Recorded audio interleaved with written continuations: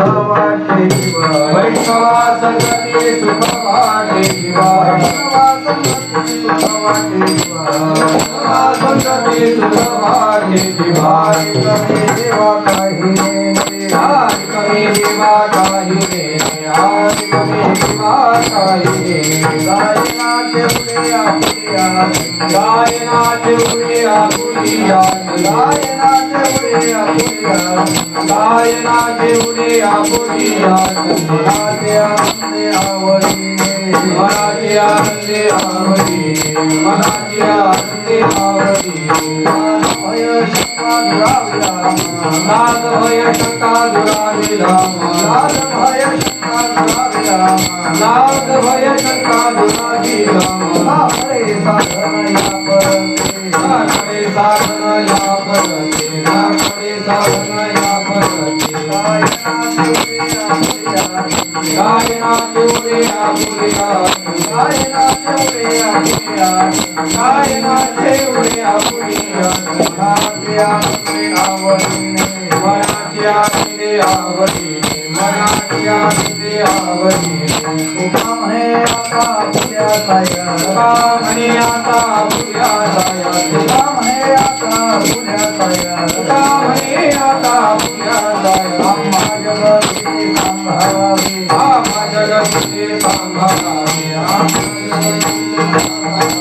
गायनाचे उडे आपुल्या छंदे गायनाचे उडे आपुल्या छंदे गायनाचे उडे आपुल्या छंदे गायनाचे उडे आपुल्या छंदे मनाचे आनंदे आवडीने मनाची आनंदे आवडीने मनाची आनंदे आवडीने वैष्णवा संगती सुख वाटे जीवा आणि कमी देवा काही नेने गायनाचे उडे आपुलिया छंदे मनाचे आनंदे आवडीने लाज भय शंका दुराविला मान नकळे साधन या परते गायनाचे उडे आपुलिया छंदे मनाचे आनंदे आवडीने तुका म्हणे आता आपुल्या साह्यासे आम्हा जगदिसे सांभाळावे गायनाचे उडे आपुलिया छंदे मनाचे आनंदे आवडीने महायोग पीठित देवी मूर्त्यंबरम पुंडलिकाय धातु समागतदिष्टम समानंदगंधम परब्रह्मलिंगम भजे पांडुरंगम पांडुरंगा करो प्रथम पांडुरंगा करो प्रथम नमन पांडुरंगा करो प्रथम पांडुरंगा करो प्रथम नमन नरे चरण संतांजिया नरे चरण संतांजिया धर्मवादे कथे का विस्तार धर्मवादे कथे का विस्तार धर्मवादे कथे का विस्तार धर्मवादे कथे का विस्तार बाबाजी सद्गुरुदास तुका बाबाजी सद्गुरुदास तुका बाबाजी सद्गुरुदास तुका विवेकाने ज्ञानी सुगलित समाज टिकविले महासिद्धांताचे हृदय रसिकत्व उकलिले लसत भक्ती ज्ञाने तरतरविला धार्मिक तरू तया ज्ञानेशाते विमलमतीने वंदन करू ओम नमो ज्ञानेश्वरा करुणा करा दयाळा तुमचा अनुग्रहाला धरो पावन झालो चराचरी महान मंगले करुणा कृपाळे पुत्र वत्सले दीन दयाळे भागितो करुणा दिनवत्समे मुक्ताई अंबिके शरण तुला मे मुक्तपणे मुक्त श्रेष्ठपणे श्रेष्ठ सर्वत्र वरिष्ठ आदिशक्ती जगाच्या उद्धारा तुमचा अवतार पावन साचार मुढजन काय माझी वाणी मानेल संतासी रंगवू चित्तासी आपुलिया सेवेसाठी सेवक झालो बचा लागलो निज चरणा ठाला विठ्ठला विठ्ठला विठ्ठला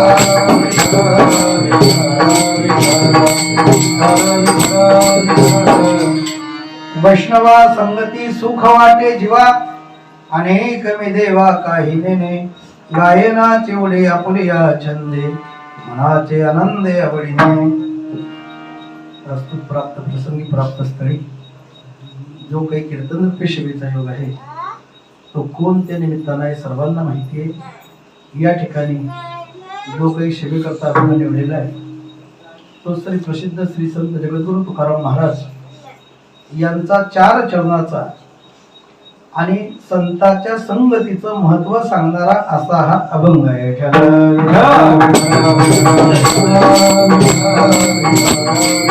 श्री संत जगद्गुरु तुकोबाराय सांगतात की आम्हाला जर सुख कुठं वाटत असेल तो वैष्णवा संगती सुख वाटे जीवा. बाकीचं देवा आम्हाला काहीच नको, अनेक कमी देवा काही नेणे. मग भगवंताने विचारलं वैष्णवांच्या संगतीमध्ये तुम्ही काय करणार? महाराजांनी सांगितलं मी त्यांच्या संगतीमध्ये गायन करेन, नाचेल, उड्या मारेल. परत भगवंताने विचारलं तुकोबारायांना तुम्ही गायन करणार, नाचणार, उड्या मारणार, ठीक आहे, पण मनापासून का बळजबरीने? कारण काही काही मनापासून काही काम करत नाही, बळजबरीने करतात. मग तसं तुम्ही बळजबरीने करणार का मनापासून करणार? महाराजांनी सांगितलं तसं नाही, मनापासूनही करेल, आनंदानेही करेल, मनाचे आनंदे आणि आवडीने, आवडीने, आनंदाने आणि मनापासून. बरं ठीक आहे, मग तुम्ही हे संत संगतीमध्ये उड्या मारताना, नाचताना तुमच्या मनामध्ये काही लाज निर्माण नाही होणार का? महाराजांनी सांगितलं अजिबात नाही. माझ्या मनामध्ये लाजच काय, पण शंका सुद्धा येणार नाही आणि संत संगतीमुळे भीती सुद्धा राहणार नाही. लाज, भय, शंका एवढंच नाही तर अजून एक सर्वात महत्वाचा प्रश्न की ज्याच्या पाठीमागे सर्व जगत धावतंय, मान नाही मिळाला म्हणजे माणसाला काय वाटतं? आपला अपमान झाला. पण कुणाचा अपमानही होत नाही आणि कुणाचा मानही होत नाही. संत संगतीमध्ये सर्व सारखे असतात. आपण जर पंढरपूरला गेले तर जो मोठा असतो कीर्तनकार, लहान असतो, कोणी असू द्या, का टाळकरी असू द्या, माळकरी असू द्या, साधा वारकरी असू द्या, अहो कीर्तनकाराच्या पाया पडल्यानंतर तो कीर्तनकार साध्या वारकऱ्याच्या सुद्धा पाया पडतो. प्रमाण सुद्धा आपल्या पाठ आहे, सर्वांना माहिती आहे. पाया पडे जन एकमेका. का? तिथे मान अपमान काहीच नाही. म्हणून हे सर्व करत असताना लाज, भय, शंका हे तर अजिबात नाही, पण दुराविला मान सुद्धा त्या ठिकाणी गरज नाही. म्हणून अजून काय करणार तुम्ही? आम्हाला बाकीचं काहीच नको, फक्त त्या संत संगतीमध्ये आम्ही राहिल्यानंतर देवा तुम्ही आमचा सांभाळ करावा इतकंच आम्हाला म्हणायचं आहे, बाकीचं काहीच नाही. तुका म्हणे आता आपुल्या साह्यासे आणि आम्हा जगदिसे सांभाळावे, म्हणजे देवा तुम्ही आमचा सांभाळ करा. अशा अर्थाचा 4 चरणाचा सेवेकरता जगद्गुरु संत तुकोबारायांचा अभंग आहे.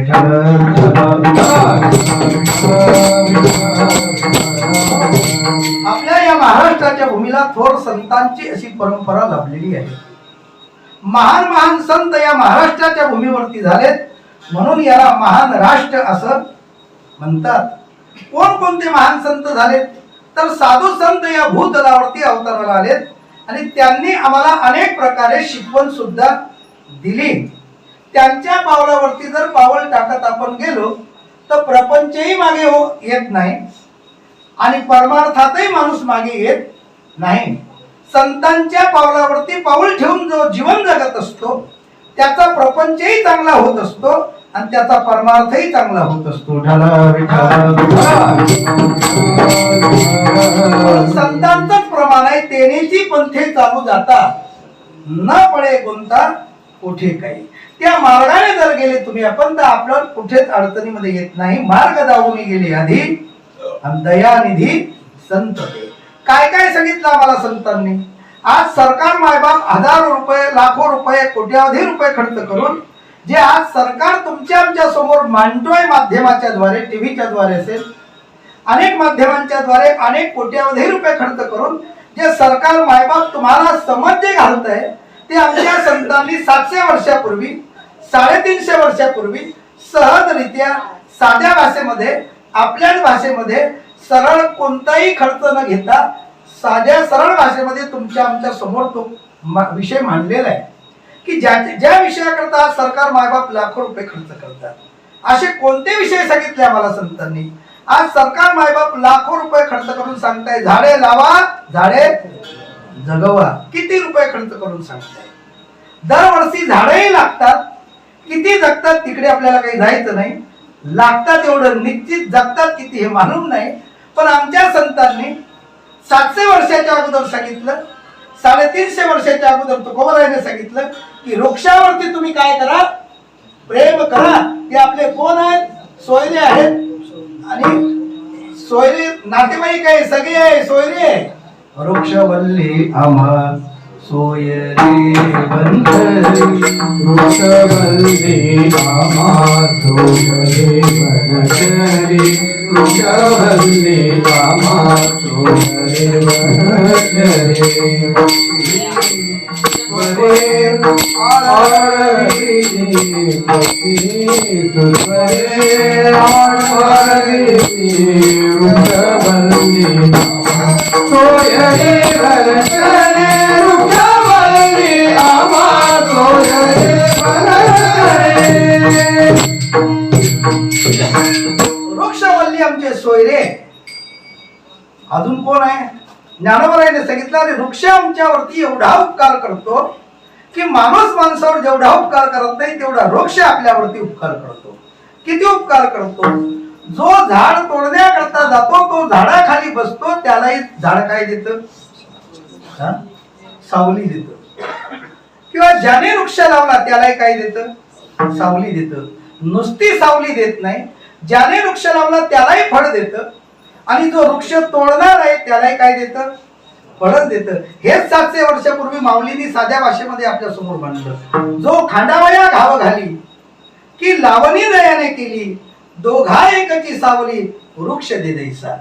असं वृक्ष किती प्रेम करायला पाहिजे, लावायला पाहिजे. प्रत्येकाने बाकीचं काही नाही केलं तरी चालेल, पण एक तरी वृक्ष आपण जगवला पाहिजे.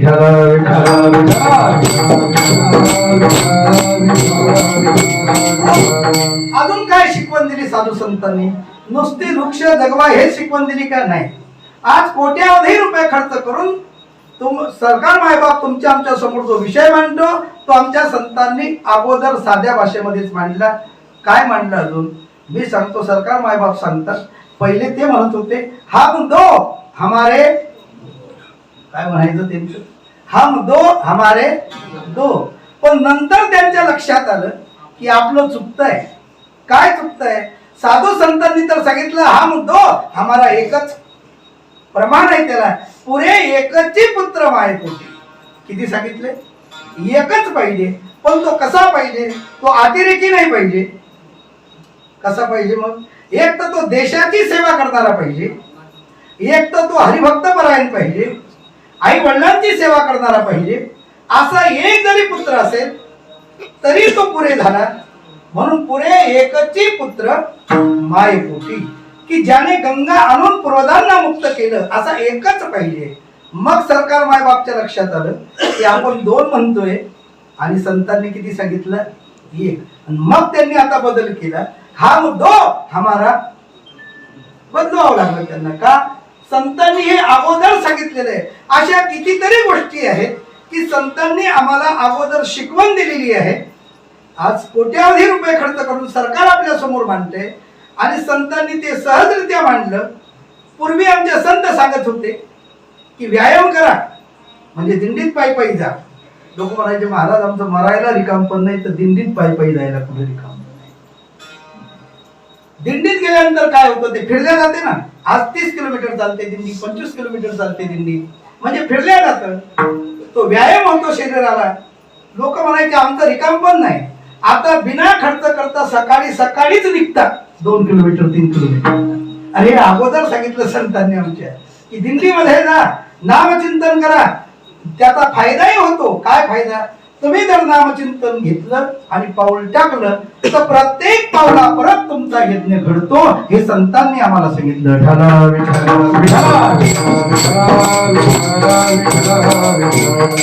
नाम घेता वाट चाली आणि यज्ञ पाऊला पाऊली.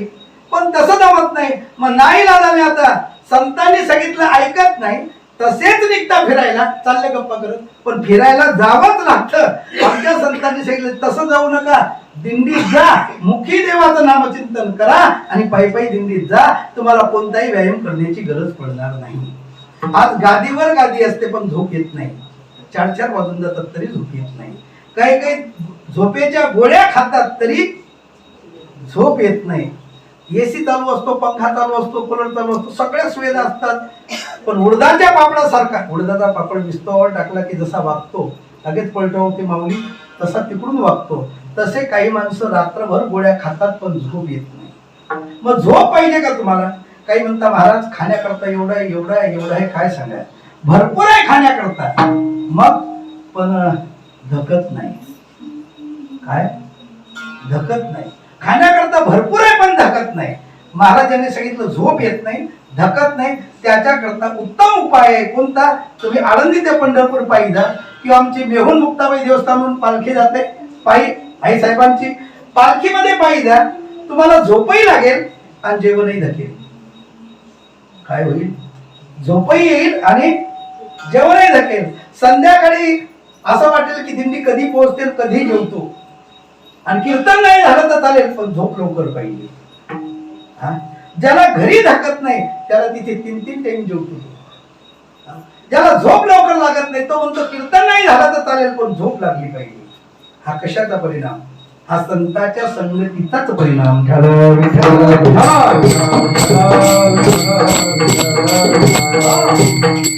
म्हणून संतांनी आम्हाला खूप काही शिकवण दिली. या महाराष्ट्रामध्ये थोर संत झाले ज्ञानोबा, निवृत्तीनाथ महाराज, सोपान काका, मुक्ताबाई. यांच्याबद्दल जर आपण विचार केला तर या चारही संतांनी ज्या ज्या ठिकाणी समाधी घेतल्या त्या त्या ठिकाणी शिवलिंगही आहे आणि नदी सुद्धा आहे, तीर्थही आहे आणि क्षेत्रही आहेत. म्हणून तीर्थक्षेत्र असं त्याला म्हणतात. आळंदीला ज्ञानोबारायांनी समाधी घेतली, तिथे इंद्रायणी नदी आहे आणि सिद्धेश्वराचं काय आहे? शिवलिंग आहे.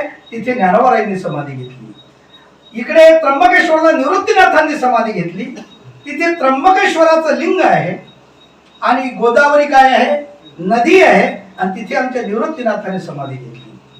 तिसरं आहे सोपान काका, करहा नदी आहे सासवडला. कोणती नदी? करहा नदी. आणि तिथे चांगा वटेश्वर शिवलिंग आहे आणि तिथे समाधी घेतली. चौथी आई साहेब, चौथी मुक्ताई नेमिली तापी तप्ती तिरा. तापीची तिरी महद्ग्राम थोर असे सोमेश्वर पुरातन. कधी गुप्त झाले आई साहेब? वद्य वैशाख मास दसमी निर्मळ उष्ण काळ फार तापत असे. पाहिली गे माय आम्ही तापी तीर. काय शब्द आहे ते? पाहिली गे माय आम्ही तापी. तापी पासून 5 किलोमीटर 7 किलोमीटर नाही सांगितलं, तीर सांगितलं.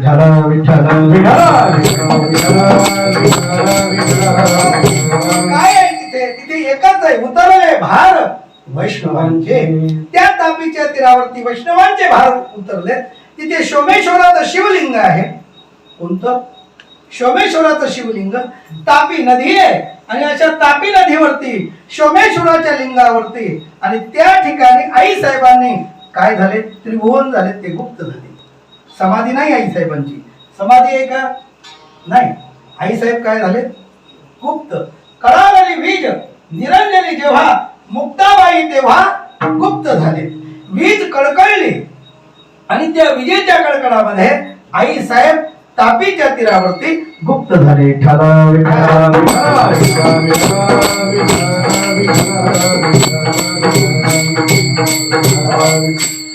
असं त्या ठिकाणी आई साहेबांचं गुप्त स्थान आहे. मेहुणला फुकट वारकरी शिक्षण संस्था आहे. जी पद्धत आळंदीला आहे ती शिक्षकाला पगार नाही आणि विद्यार्थ्याला फी नाही. तीच परंपरा आम्ही सुद्धा चालवतो. नाहीतर आता बरेचसे आमचे महाराज लोक गुरुकुल काढतात आणि त्या ठिकाणी 20-20 हजार, 15-15 हजार, 25-25 हजार घेतात आणि विद्यार्थी तयार करतात. ठीक आहे, काही हरकत नाही, ते त्यांचं काम करतात. पण काही संस्था अशा आहेत आजही, आळंदी असेल, आमचं शेगाव असेल, मेहुण आहे, की त्या अजून बरेचशा काही असतील. आपल्याला सर्वांचा नाम निर्दोष करता येणार नाही. की ते विद्यार्थ्याकडून फी घेत नाही आणि शिक्षकांना पगार नाही. आमच्या देवस्थानला शिक्षकाला पगार नाही आणि विद्यार्थ्याला फी नाही.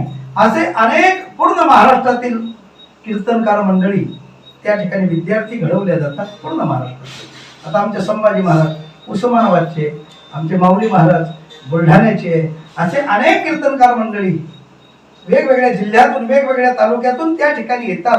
ज्ञानदानाचं कार्य केलं जातं आणि फी कोणालाही लागत नाही.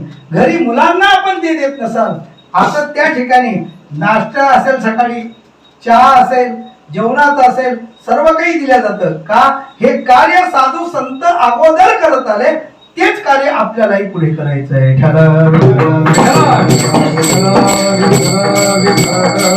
म्हणून या साधू संतांचे या महाराष्ट्राच्या भूमीवरती थोर उपकार आहे आणि त्यांच्या संगतीत जर आपण राहिलो तर आपल्याला काय प्राप्त होतं हे अभंगाचं प्रथम चरण आहे. वैष्णवा संगती सुख वाटे जीवा, वैष्णवा संगती सुख वाटे जीवा, वैष्णवा संगती सुख वाटे जीवा, वैष्णवा संगती सुख वाटे जीवा, वैष्णवा संगती सुख वाटे जीवा, वैष्णवा संगती सुख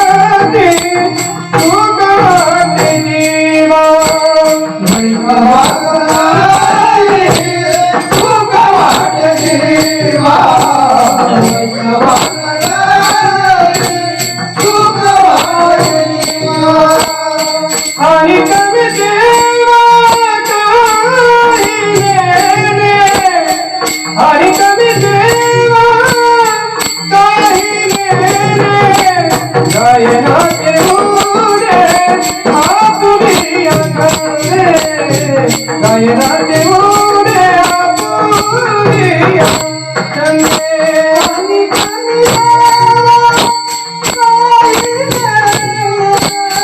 हरि कवि देवा हरि कवि देवा गायना के मुरे आप भी अंगले, गायना के मुरे आप भी अंगले.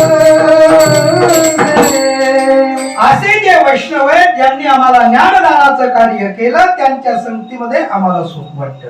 असं काय ज्ञानदान केलं? भरपूर केलं. आज सरकार मायबाप सांगतात की महिलांना आरक्षण द्या, आहेच त्यांना आरक्षण दिलेलंच आहे. आमच्या संतांनी अगोदरच त्यांना आरक्षण देऊन ठेवलेलं आहे.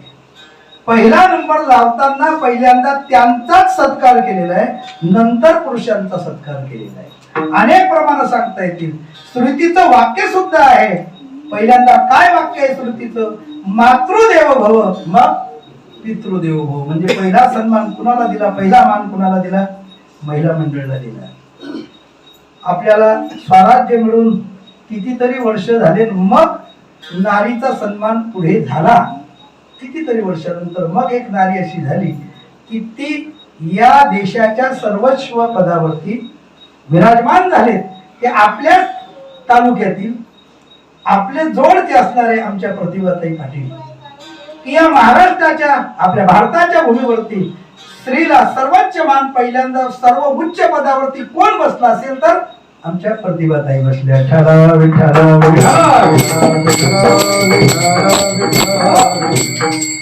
बघा, तुम्ही फोटोत पाहिलं असेल, टीव्हीत पाहिलं असेल, प्रत्यक्षात आपणही पाहिलं. जोडचे त्यांच्याबरोबर राहणारी मंडळी या ठिकाणी कीर्तनालय की पदर कधीही डोक्यावरचा पडला नाही. या देशाच्या सर्व उच्च पदावर गेल्या तरीही पदर डोक्यावरचा पडला नाही. आता तुम्ही घेऊ नका, मी सांगत नाही तुम्हाला.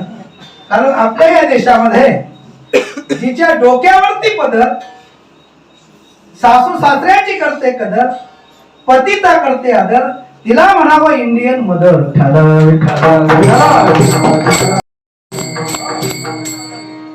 कीर्तनात पडलं तर जाऊ दे, त्याला काय करणार तुम्ही आता? नाही ना त्याला.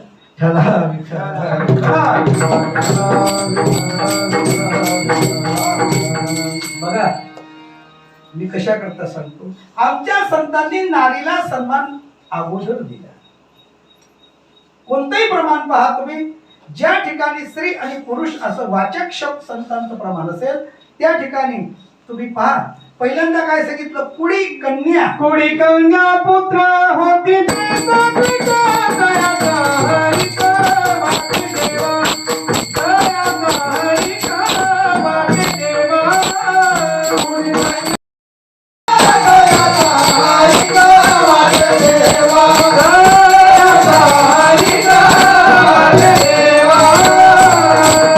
पहिल्यांदा कन्या, नंतर पुत्र. पहिल्यांदा काय सांगितली? कन्या. पण जी कन्या साधू संतांनी अगोदर सांगितली तीच कन्या लोकांना आता नको आहे. म्हणून पुरुषांच्या पाठीमागे, मुलांच्या पाठीमागे मुलींची संख्या किती झाली? कमी झाली.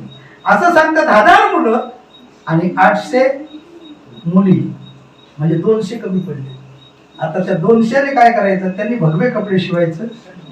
अलग निरंजन निघाले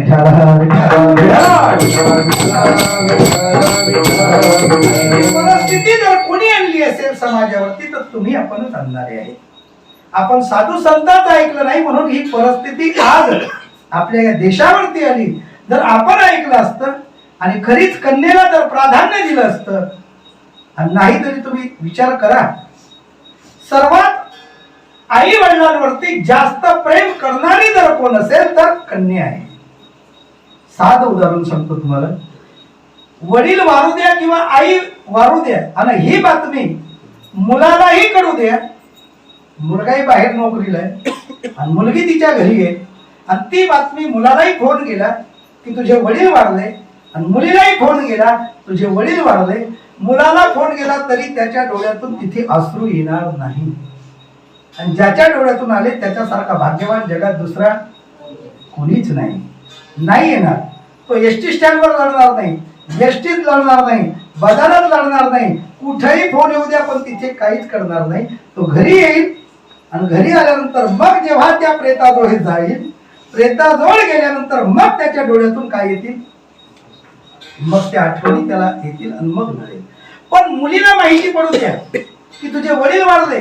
जर ती बाजार करत असेल आणि बाजारात फोन आला असेल की तुझे वडील वारले तर ते तिथेच लढायला लागतील. 2-4 महिला जमा होतात. ताई का लढते?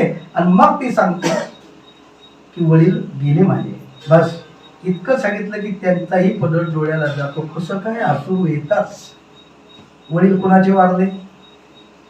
तिला फोन आला तिचे, पण बाकीचेही आपोआप डोळ्यामध्ये. का?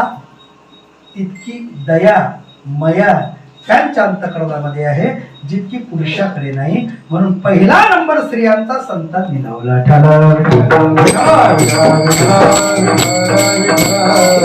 ती एसटीत असले तरी लढेल, रेल्वेत असली तरी लढेल, बाजारात असली तरी लढेल, कुठेही असू द्या आणि माहिती पडू द्या, तिथेच ती लढायला लागेल. आणि 2-4 महिला गोळा होतील आणि ती तिची समज काढतील. अगं जाऊ दे, वय झालं असेल बाबाचं, वयस्कर असतील, जाऊ दे, गेले तर. ही समज तिची काढतील. म्हणून पहिलं प्राधान्य कन्येला दिलं. तुम्ही संत माय, नंतर बाप, नंतरच नंतर तुम्ही संत माय. म्हणून स्त्रियांना आरक्षण आहेच, त्यांच्या रक्षण सुद्धा केलं पाहिजे. नुसतं आरक्षण देऊन चालणार नाही. तर आताचा काळ असा आहे की जसं आरक्षण महिलांना मिळतंय तसं संरक्षणाची पण तितकीच गरज आज आहे.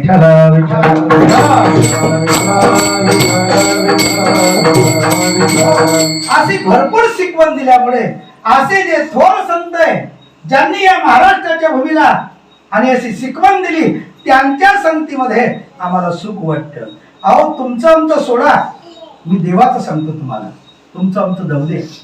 तुम्हाला संतांच्या संगतीत सुख वाटेल याच्यात नवल नाही, पण भगवंताला सुद्धा संतांच्या संगतीशिवाय करमत नाही. एक प्रसंग सांगतो म्हणजे लक्षात येईल.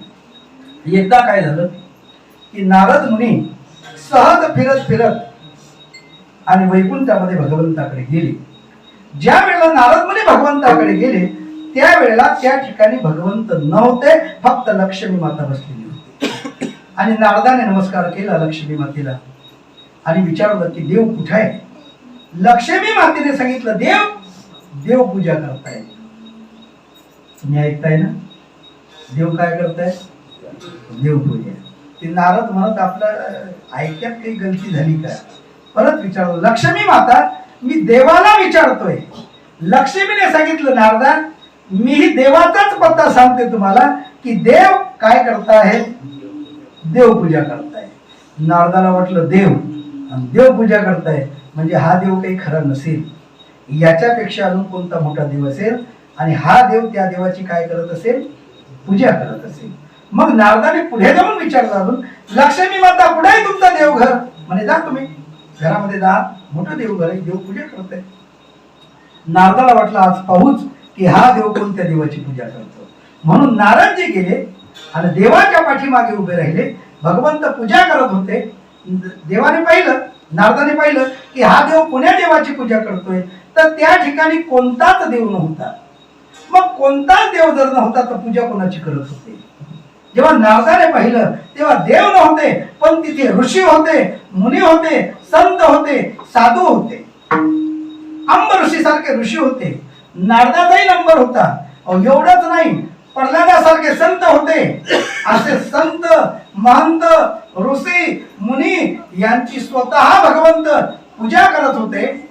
आणि पूजा करून आपल्या पितांबराला, उपरण्याला ते एक एक देव पुसायचे आणि देव्हाऱ्यावरती ठेवायचे, त्याला गंध लावायचे, फुलं अर्पण करायचे. नारदाने पाहिलं, बापरे, अरे सर्व संत, महंत, ऋषी, मुनी ज्या देवाची पूजा करतात तो देव यांची पूजा करतो, आपलाही नंबर आहे त्याच्यामध्ये. आणि मग सांगितलं, देवा, अहो देवा. देव शांत बसले होते. कसे तुम्ही बसले तसे, ठला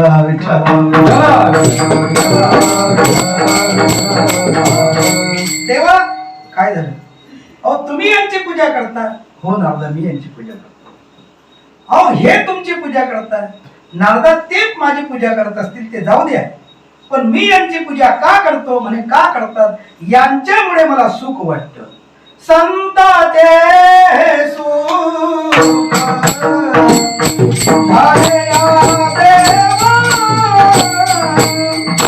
संताचे सुख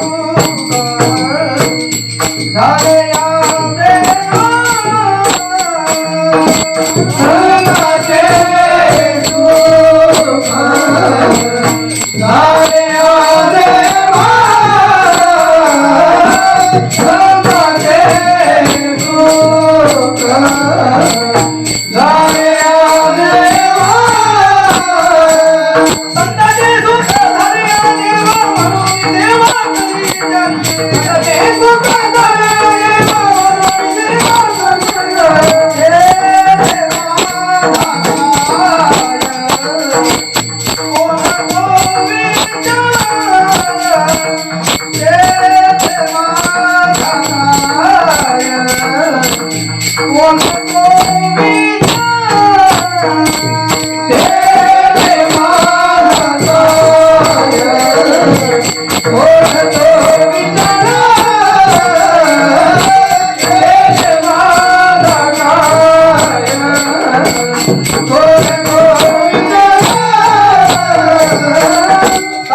हे सुख झाले या देवा, त्या भगवंताला संताचं सुख झालं म्हणून ही सेवा करी त्यांची. म्हणून तो परमात्मा त्या संतांची सेवा करतो.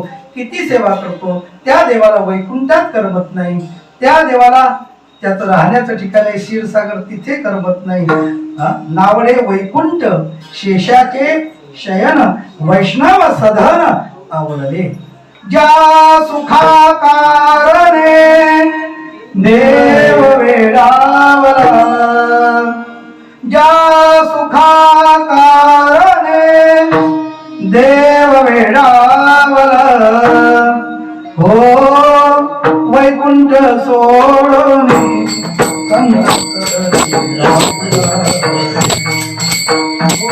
वैकुंठ सोडून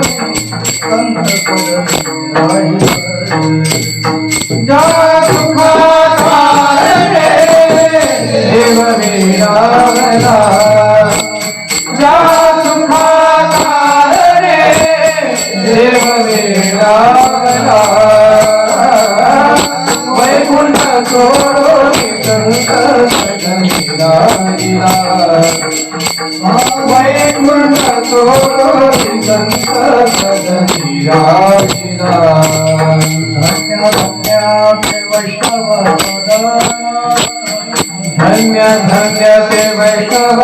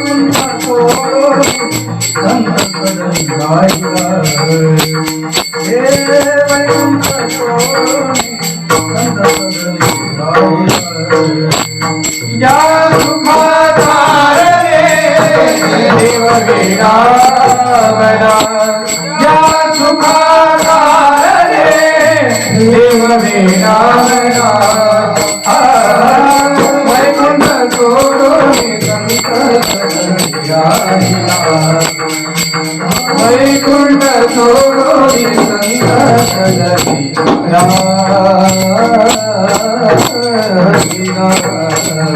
देवाला संत संगतीशिवाय करमत नाही.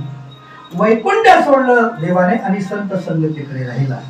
बरं एकटा राहिला का? नाही. प्रमाणात काय म्हटलं पण, जेथे लक्ष्मी सहित शोभे नारायण. परमात्मा एकटा नाही, स्वतःची पत्नी घेऊन आला आणि संतांकडे राहिला. कोण्या कोण्या संताकडे काय काय केलं देवाने? देवाने त्या ठिकाणी जात धर्म पाहिला नाही की अमक्याच जातीवालेकडे जायचं असं पाहिलं का देवाने? नाही. किंवा अजून जर पुढे जाऊन सांगायचं झालं तर या देशामध्ये पहिली जाती येता जर कोणी नष्ट केली असेल तर ते आमच्या संतांनी केली. कोणी केली? संतांनी केली. प्रमाण सुद्धा संतांचे आपण पाहिलं तर आपल्या लक्षात येईल. यारे यारे लहान थोर. पुढे काय सांगितलं? याती भलत्या नारी नर. कोणी सकळासी येथे आहे अधिकार कलियुगी उद्धार हरीच्या नामे. कितीतरी प्रमाण सांगता येतील की या देशातली पहिली जातीयता कोणी नष्ट केली असेल तर ते संतांनी केली. जातीयता संत नष्ट करतात आणि जातीयता पुढारी वाढवतात. कसे काय वाढवतात? जर नोकरी पाहिजे असेल तर त्याच्याकरता तुम्हाला दाखला लागतो. कोणता लागतो? जातीचा. नोकरी देणारे कोण? पुढारीच की नाही? मंत्री लोक. नोकरी देणारे कोण? मंत्री लोक. जातीचा दाखला मागणारे कोण? मंत्री लोक. आणि जातीयता नष्ट करणारे म्हणणारे कोण? आणि केली कोणी? आमच्या संतांनी.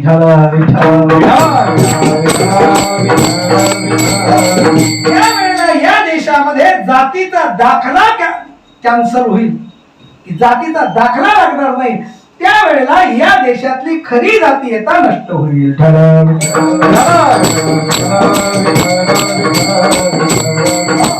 आपण जर पाहिलं संत मालिकेमध्ये सर्व जाती धर्माचे संत आहेत. चोखा कोण होता? बौद्ध बीसी चोखा. गोरा कोण होता? आपल्यामध्ये गोरा कोण? कुंभार. हो. सावता कोण? माळी. हो. ज्ञानोबराय, निवृत्तीनाथ महाराज, तुकाराम महाराज कोण होते? कुंभी होते, मराठा होते. अहो नामदेव महाराज कोण होते? सिंपी होते.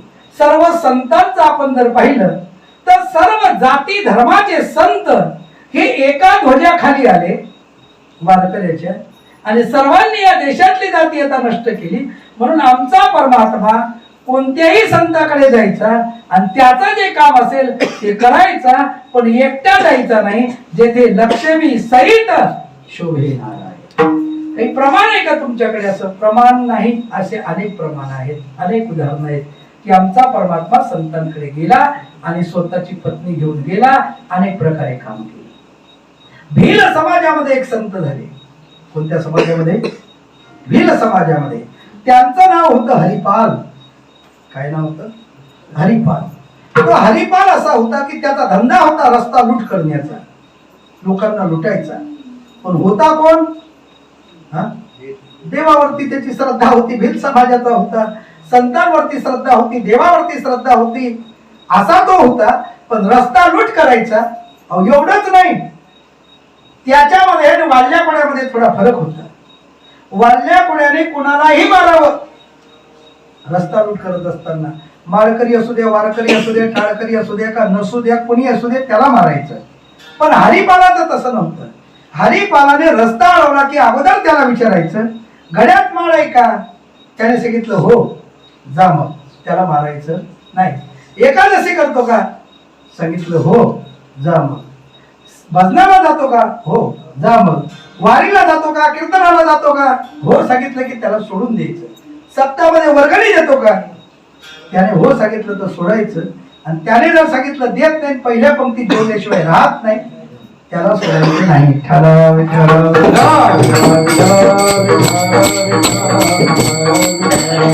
असा तो हरिपाल रस्ता लूट करत असताना त्याचा नेम होता की प्रत्येकाला विचारायचं. एक दिवस संतांची दिंडी, ज्या अरण्यामध्ये हरिपाल होता त्या अरण्यातून संतांची दिंडी निघाली. पुढे चाले ज्ञानेश्वर, मागे मुक्ताई सुंदर, घोडघोडा वाजती टाळ, वाजती टाळ, जन जना नांदर साळ, नांदर साळ. अशी ती दिंडी निघाली.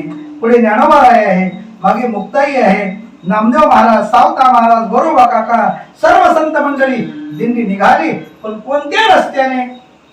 त्या अरण्यामध्ये हरिपाल होतात त्या अरण्यातून. आणि हरिपालाला त्या टाळाचा आवाज आला आणि हरिपाल आडवा झाला. थांबा. थांबली दिंडी. दर्शन घेतलं ज्ञानोबा यांचं. श्री संताची या माथा चरणावरी साष्टांग हे करे दंडवत. सांगितलं, महाराज माझी एक इच्छा आहे. काय इच्छा आहे? की आमच्या पर्णकुटीवर चला आणि जेवण करा आणि मग पुढे पुढे जायचं ते जा. महाराजांनी सांगितलं काही हरकत नाही, आमच्याही जेवणाची वेळ झाली, आता एवढा धार्मिक दिसतो, याच्याकडे जायचं जेवणाला. आणि मग हरिपाल पुढे, सगळी संतांची दिंडी मागे. त्या अरण्यामध्ये हरिपालाचं पर्णकुटी होती, घर होतं, तिथे घेऊन गेला. त्यामध्ये बसण्याकरता आसन दिलं. सर्व संत बसले. पण याला माहिती होतं की घरामध्ये कोणती सोय नाही. कोणाला? हरिपालाला. आणि स्वयंपाक करण्याकरता कोणीच नाही, एकटा होता तो. मग आता यांना स्वयंपाक कोण करेल? पण साहित्य नाही आपल्याकडे. मग त्याने सांगितलं तुम्ही भजन करा, तोपर्यंत मी साहित्य घेऊन येतो. साधू संतांनी सांगितलं काही हरकत नाही. आता याच्या घरामध्ये एवढे संत आले, कसं असेल? पूर्वीचा काळ तो. मग सांगितलं काही हरकत नाही, आणा तुम्ही साहित्य. याला माहिती होतं कोणताच दुकानदार आपल्याला उधार देणार नाही. का देणार नाही? जिसका लिया उसको दिया, फिर हमने क्या कमाया. ठराव ठराव याने विचार केला आता कोणाला तरी लुटायचं आणि साधू संतांना जीव घालायचं.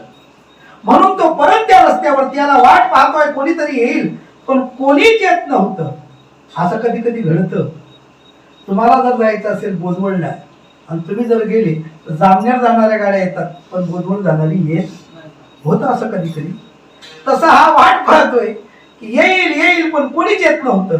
शेवटी देवाला चिंता पडली की आपले संत आपलं भजन करतायत, ते उपवाशी आहे. भक्ताची चिंता कोणाला असते? देवाला. तुम्ही लोक म्हणतात महाराज तुमचं कसं काय चालतं? आमचं देव चालवतो. तुका म्हणे घालू तयावरी भार आणि वाहवा संसार देवा पाहिजे. काहीच करण्याची गरज नाही, फक्त त्याच्या भरोशावर जीवन टाका आणि त्याचं नामचिंतन करा. तो आपोआप सर्व चालवतो. हे मी सांगतो म्हणून नाही, नाथ महाराजांनी हरिपाठात सांगितलं आणि भगवंतांनी गीतेत सांगितलं आणि तुकोबरायांनी अभंगात सांगितलं. हरिपाठामध्ये नाथ महाराजांनी सांगितलं आवडीने भावे पुढे तुझी चिंता त्यासी कोणाला. फक्त आपण आवडीने नामचिंतन करा. आपल्याला चिंता करण्याची काम नाही. आपण उलट करतो, आपण चिंता करत बसतो आणि नामचिंतन सोडून देतो. त्याचा परिणाम आपल्याला भोगावा लागतो. तुकोबारायांनी अभंगामध्ये सांगितलं, काय सांगितलं? योगक्षम त्यांचा जाणे जड भारी आणि वाट दावी करी धरून. परमात्मा त्या भक्ताचा योगक्षम चालवतो. गीतेत भगवंताने काय सांगितलं? हेच सांगितलं, योगक्षम वहाम्य. मी माझ्या भक्ताचा योगक्षम चालवतो, त्याला काही करण्याची गरज नाही. म्हणून देवाला चिंता पडली की हे भजन करताय आणि उपवाशी आहे, आपला देवपणा काय कामाचा. असे जर आपले संत उपवाशी राहिले तर कोणी भजनाला येणार. म्हणून देव बाकीच्यांना उपवाशी ठेवेल पण संतांना उपवाशी ठेवत नाही. तुम्ही कोणत्याही गावात जा, कुठेही जा, तुमचा परिचय नसू द्या, नुसतं कपाळाला गंध असू द्या, खांद्यावरती भगवी पताका असू द्या आणि रामकृष्ण हरी संध्याकाळी गुलाबजाम आहेच तुमच्या हातात तयार. कोणतंही गाव असू द्या, तुमचा परिचय नसला तरी नुसते मारुतीच्या पहाडावर गेले तुम्ही, गंध आहे, गळ्यात माळ आहे, पताक आहे आणि मारुतीच्या पहाडावर बसले, कधीच तुम्ही त्या गावात गेले नाही. अशा गावात जाऊ द्या की संध्याकाळी मारुतीच्या दर्शनाला लोक आले की पहिल्यांदा तुमचंही दर्शन घेतील. महाराज कोण गावचे वारकरीवर काही नाही, तिकडचे लांबचे. मग जेवणाचं काय? अहो काहीच नाही, आलो आता, चला आपल्याकडे.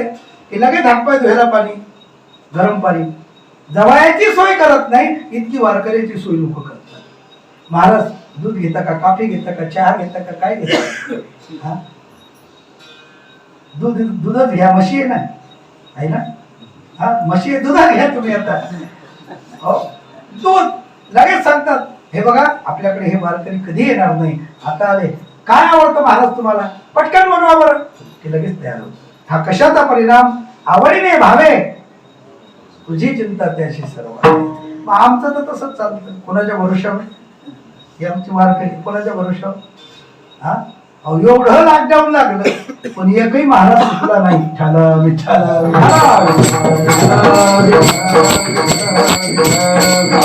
सगळे कमळाच्या फुलासारखे टवटवीत. काय कारण त्याला? आम्ही काय कुणाचे खातो, आमचा राम आम्हाला देतो. 8 दिवस झाले की नवे कपडे मिळतात, बुक्का दररोज लागतो. हे तरी महिन्या परत पगाराची वाट पाहणी पडते. महिना होईल आणि मग पगार मिळेल आणि मग त्या लॉकडाऊन मध्ये पगार मिळतो का 6 महिन्याचा एका खट्टी मिळतो तेही सांगता येत नाही. इथे तसं नाही, रोज पगार होतो. कुणाचा? कीर्तनकाराचा रोज पगार. घरी आले पाकिट बाईला दिले की बाई खुश,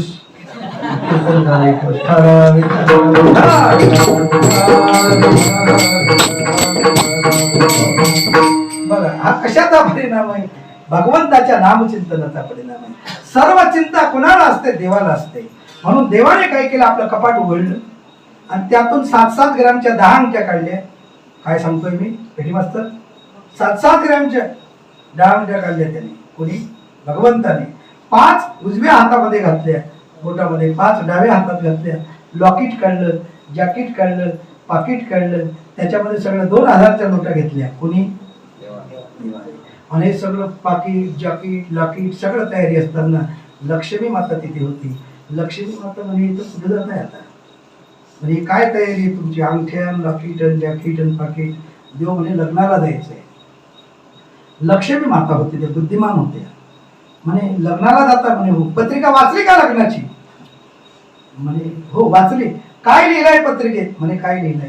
सहकुटुंब, सहपरिवार आणि इतक्यावर भागलं नाही तर इष्ट मित्रासह अगत्य येण्याचं. तुम्ही एकटेच चालले का? म्हणे मग मी पण येते. म्हणे बघ लग्नाला तुला न्यायला काही हरकत नाही, पण त्या लग्नामध्ये पिणारी जास्ती आहे. लग्नात गोड कोण करतं? अहो लग्न असतं 11:35 आणि ते 2:35 लागतं. कोण कारण त्याला? बजाव. महाराजला नाही म्हणत, सांगून राहिलं. बजाव एक पोटात असते, एक खिशात असते. आणि बजाव म्हणतात ते शुद्धीवर नसतात. बरे किती असतात? बोटावर मोजणे इतकेच असतात. पण 10:35चं लग्न, 11:35चं लग्न ते 2:35ला लावतात. याला जर कारण काय असेल तर याला कारण फक्त हेच बजाववाद आहे. आणि समाजामध्ये इतकं वाहत चालला महाराज समाज, काय सांगावं. ज्याच्या होटावर मिशी नाही तो सुद्धा लग्नामध्ये फुकाची मिळते. इलेक्शन आणि लग्न फुकाची मिळते म्हणून सहज पेतात. मग ज्याच्या घरी लग्न तो म्हणतो आपल्याला काय करायचं, 1 दिवस पाठायचं. आपल्याला काय, आपला मुलगा तर नरदेव आहे. पण तो हा विचार करत नाही दुसऱ्या दिवशी दुसरा नरदेव राहील आणि याच्यात आपला मुलगा सामील राहील, हे विसरून जात होतो. म्हणून मुलंही पहिले विचारतात ज्याचं लग्न त्याला. आमची व्यवस्था काय? कोणाची? असं केलं तर तुम्हालाही समजलं नाही. आमची व्यवस्था काय म्हणजे खोके आहे की नाही? कोणते खोके? हा ते माहिती तुम्हाला. विठ्ठला मग ते सांगतात तुमची सगळी व्यवस्था व्यवस्थित आहे, घाबरण्याचं काही काम नाही, सगळी व्यवस्था व्यवस्थित होईल. आणि मग ते लग्न उशिरा लावतात. रामायणामध्ये असं वर्णन आहे, प्रभू रामचंद्रजीचं लग्न काही मिनिट उशिरा लागलं. 14 वर्षाचा वनवास झाला. आपलं तासचं तास उशिरा लागतं. काय काय होईल घरी गेले की हिशोब करत बसा. विठ्ठला विठ्ठला म्हणून लग्न वेळेवर काढा. म्हणजे टाइम जो असेल त्या टाइमावरच लागलं पाहिजे, याचं भान सर्वांना पाहिजे. हो. म्हणून भगवंताने सांगितलं लग्न आहे पण तिथे पेनारी जास्ती आहे. आई साहेबांनी सांगितलं तुम्ही येणं सोबत, म्हणे हो. मग कोण काय करणार आहे? मी पण येते. आता देवाची जर एवढी तयारी तर महिला मंडळीची त्याच्यापेक्षा. पुतळ जोडून साकड्या पैजन कमरेला कंबर पट्टा, नाकात नत घालोनी ग सर्व थाट माठ करुनी, सर्व थाट माठ करुनी नेसले ग शालो पैठणच. अशी तयारी केली आणि मग देवाने रथ झुकला आणि भगवंत स्वतःला ढकलताय. मागे लक्ष्मी माता आहे आणि देवाचा रथ निघाला. पण कोणी लग्नाला नाही. ज्या अरण्यामध्ये हरिपाल होता त्या अरण्यातून रथ चालला आणि रथाचा आवाज हरिपालाने ऐकला आणि हरिपालाला वाटलं बस जमलं काम आता याला लुटायचं आणि संतांना जेवण द्यायचं. जेव्हा तो रथ चालला आणि हरिपाल आडवा झाला, थांबा म्हटले काय? पण नेम होता ना त्याचा, गळ्यात माळ आहे का? देवाने सांगितलं नाही. मग तुम्ही म्हणाल देवाच्या गळ्यात माळ नव्हती का? काही लोक म्हणतात देवाच्या गळ्यात माळ नव्हती म्हणून आम्ही घालत नाही. तर देवाच्या गळ्यात माळ होती. रोज आपण म्हणतो आपण तुळशी हार, हा पाठ नाही का आपले? पाठ आहे. देवाने का असं सांगितलं? देवाने जर सांगितलं असतं की गळ्यात माळ नाही, गळ्यात माळ आहे, तर लगेच सोडून दिलं असतं. म्हणून नाही सांगितलं. एकादशी तेही नाही सांगितलं. दान धर्म तेही नाही सांगितलं. संत संगती अजिबात मालूम नाही देवाने सांगितलं. बस असंच गिराईक पाहिजे होतं आपल्याला. लक्ष्मी माता म्हणायला लागली ही काय सांगून राहिले देव? गळ्यात माळ तर गळ्यात माळ असून नाही सांगतं, एकादशी करता नाही सांगतं, संत संगती तर यांच्या नित्य सानिध्यात आहे तरी नाही सांगतात. काय भानगड हे लक्ष्मी मातेला काही कळत नव्हतं. मग हरिपालाने सांगितलं चला काढा लवकर ते सोन्याचे अलंकार. देवाने पटपट अंगठ्या काढल्या, लॉकेट काढलं, पाकिट काढलं. इतक्यामध्ये हरिपालाने सांगितलं तुमच्या बायकोला पण काढायला लावा सगळं सोनं. लक्ष्मी माता म्हणे जितकं घरात होतं तितकं घालून आली, सगळे त्याच्याकडे द्यायचं. महिला मंडळ तर सर्वात जास्त प्रेम कोणावर असेल तर कशावर? दागिन्यांवर. सर्वात जास्त प्रेम दागिन्यावर. हो बघा खूप प्रेम त्यांचं दागिन्यावर. आणि ते द्यावे लागतायत. आता त्याचं नावच आहे सोना. काय नाव आहे? अहो ते झोपूच देत नाही. झोपेला काय म्हणतात हिंदीमध्ये? सोने वाले सोना नहीं, सोने वाले सोना नहीं, नहीं तो सोना निकल जाएगा. म्हणून ज्याच्याकडे सोना आहे त्याला रातभर झोप येत नाही. नुसती माझ्यावर कुठली उठून बसतो. इकडून आले का, इकडून आले का, उकडून आले नाही झोप शांत.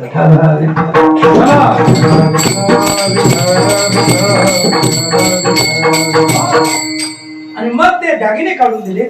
हरिपालाने त्याची गाठोडी तयार केली आणि मग देवाला सांगितलं संतांना ओळखतो का? म्हणे नाही. मग माझ्याकडे संत आले, तुझ्या बायकोला स्वयंपाक बनवायला लाव, तू सर्व संतांना वाढवून दे आणि तुला पटलं तर जेवण कर आणि नसलं तर तसंच कुठं जायचं ते जा. देवाने सांगितलं ठीक आहे काही हरकत नाही. संतांना ओळखतो का? देवाला सांगत होता. कोण? हरिपाल. काय म्हणत होता? संतांना ओळखतो का? ती लक्ष्मी माता म्हणे आतापर्यंत बरेच पाहिले पण इतका बावळट नाही पाहिला. हा देवाला विचारतोय संतांना ओळखतो का? आणि संत याच्या सानिध्यात राहणार आहे ना, हा संतांच्या सानिध्यात राहणार आहे. पण आता लक्ष्मी मातेला बोलता येत नव्हतं. आणि मग लक्ष्मीच्या लक्षात आलं की संत आले, जेवण करायचंय म्हणजे आपल्या पतीचं नाटक फक्त साधू लोकं करता होतं. आणि मग लक्ष्मी रथामध्ये, भगवंत रथात आहे, हरिपाल रथात आहे. गावामध्ये रचलेला सर्व साहित्य घेतलं आणि रथ हरिपालाच्या पर्णकुटीवर वेळ कमी असल्यामुळे लवकर पोहोचला. आणि मग हरिपाल खाली उतरला आणि देवाला सांगितलं, हे बघ, लवकर पत्नीला स्वयंपाक बनवायला लाव, तू पण मदत करू लाग, आणि लवकर आमचे संत उपवासी झाले असतील केव्हाचे भजन करतायत, हा चहा सुद्धा नाही त्यांना, लवकर स्वयंपाकाला मदत करू लाग. देवाने सांगितलं, काही हरकत नाही, मी करतो मदत. देव गाडीच्या खाली उतरले, रथाच्या खाली. रुक्मिणी मातेच्या डोक्यावरती एक बोजा आहे, देवाच्या डोक्यावरती बोजा आहे, हातात सामान आहे, आणि ते घेऊन चालले. आणि तिकडून नामदेव महाराज आले. कोण? जरी हरिपाळाच्या ओळखीचे देव नव्हते तरी नामदेव महाराजांच्या ओळखीचे देव होते. नामदेव महाराजांनी विचारलं, देवा, हा कोणता अवतार आहे तुमचा? आता हातात तेलाचा डबा, डोक्यावर गाठोडं, मागे लक्ष्मीच्या डोक्यावर गाठोडं, हा कोणता अवतार? देवाने सांगितलं, नामा, अवतार बिवतार जाऊ दे, पण मी आलो हे कोणत्याच साधूला सांगू नको, कारण ते तिकडचं भजन बंद करतील आणि माझ्याकडे येतील. म्हणून मी आता स्वयंपाक बनवायला लावतो, जेवण करा, मग मी त्यांना वाढताना दिसेलच. आता लक्ष्मी मातेला स्वयंपाक करण्याकरता काय उशीर आहे? लक्ष्मीने लगेच स्वयंपाक बनवला, संतांना वाढून दिलं, सर्वांचे जेवण झाले आणि भगवंत जाण्याकरता निघाले. हरिपालाला नामदेव महाराजांनी बोलवलं, ए हरिपाला, इकडे ये. बोला, काय म्हणता महाराज? ज्याने तुझ्याकडे स्वयंपाक बनवला त्या बाईला ओळखतो का? ज्याने वाढून दिलं त्याला ओळखतो का? म्हणे नाही ओळखत, रस्त्यात मिळाले. अरे हे रस्त्यात मिळणारे नाही, हे रस्त्यात मिळणारे का? योगी लोक याद करतात, जपी लोक जप करतात, तपी लोक तप करतात, ध्यानी लोक ध्यान धारणा करतात, यांच्या स्वप्नात हे येत नाही. आणि तुझ्या घरी काम करतात, तुझ्या एवढं भाग्य जगाच्या पाठीवरती दुसरं कुणाचंच नाही. हे साक्षात लक्ष्मी माता आहे आणि भगवंत आहे, आणि ते तुझ्याकडे काम करतात. तुझ्या एवढा भाग्यवान जगाच्या पाठीवरती कोण आहे? दृष्टांत संपन्न सिद्धांत लक्षात घ्या. भगवान परमात्मा आपल्या पत्नीला घेऊन जातो आणि संतांकडे स्वयंपाकाचं काम करेल, वाढण्याचं काम करेल, कोणाची सेले मिळू लागेल, कोणाचे मडके घडू लागेल, नाना प्रकारे काम करतो. याला कारण काय असेल तर त्या देवाला संताशिवाय करमत नाही, त्या संताच्या सानिध्यामध्ये सुख असतं, म्हणून परमात्मा त्यांचे असे काम करतो. वैष्णवा संगती सुख वाटे जीवा. आता वैष्णव कोण, साधू कोण, संत कोण, याचे प्रमाण सुद्धा संतांच्या भाषेतच आहे. कोण आहे वैष्णव, कोण आहे संत? संत तोची जाना जगी, दया क्षमा याचे तेची संत, तेची संत ज्यांचा हेत विठ्ठल. भक्त कोण आहे? तुकोबरायांचा अभंग आहे, भक्ता इसे जाना जे देवदास. किंवा गीतेमध्ये अर्जुनाला भक्ताचे लक्षण सांगत असताना भगवंताने अर्जुनाला सांगितलं, हो, अनपेक्ष सुचिर दक्ष उदासीनो गतवेतः सर्वारंभ परित्यागी यो मग भक्त समीर प्रिय. ते भक्त आहे. तसं वैष्णव कोण? अहो साधे वैष्णव नाही, महावैष्णव कोण? संत निवृत्ती सोपान, संत निवृत्ती सोपान, संत निवृत्ती सोपान. महावैष्णव प्रतिम, महावैष्णव प्रतिम, महावैष्णव प्रतिम, महावैष्णव प्रतिम. मुक्ताबाई तेथे आपण, मुक्ताबाई तेथे आपण, मुक्ताबाई तेथे आपण, मुक्ताबाई तेथे आपण. नारायण महावैष्णव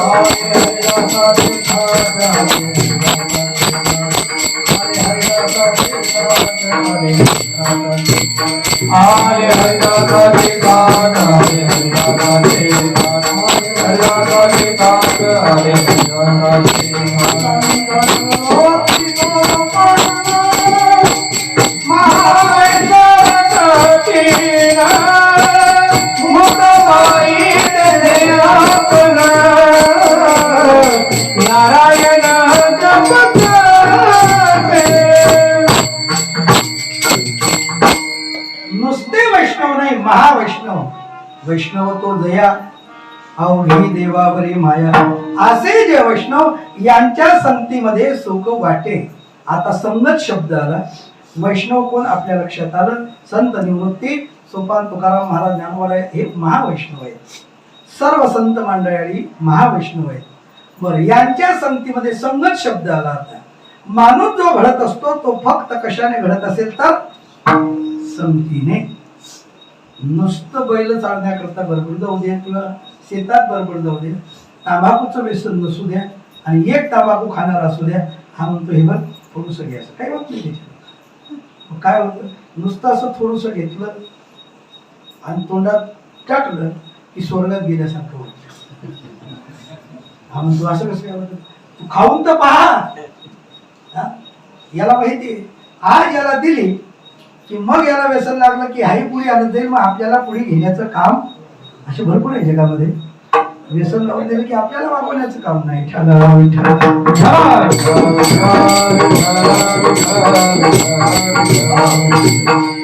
हे कशामुळे व्यसन लागतं, संगतमुळे. मग तो सांगतो सोडा सोडा, तो म्हणतो सुटत नाही ना, काय करा. अरे अगोदर होतं का व्यसन. हा चला मग माऊलीच्या दिंडीत गेले, कोणत्या दिंडीत गेले, कोणत्या संताकडे गेले, वाडीला गेले, मग हा अर्पण करून टाकतो. काय तांबाखूची पुडी, तांबाखू सोडतो पिढी पकडतो. झालं ना ते. मग याच्यापेक्षा तांबाखू बरी होती.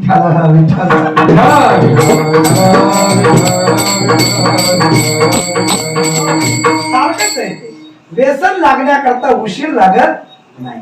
म्हणून संगत महत्वाची आहे. आणि शास्त्रामध्ये 3 प्रकारची संगत सांगितली.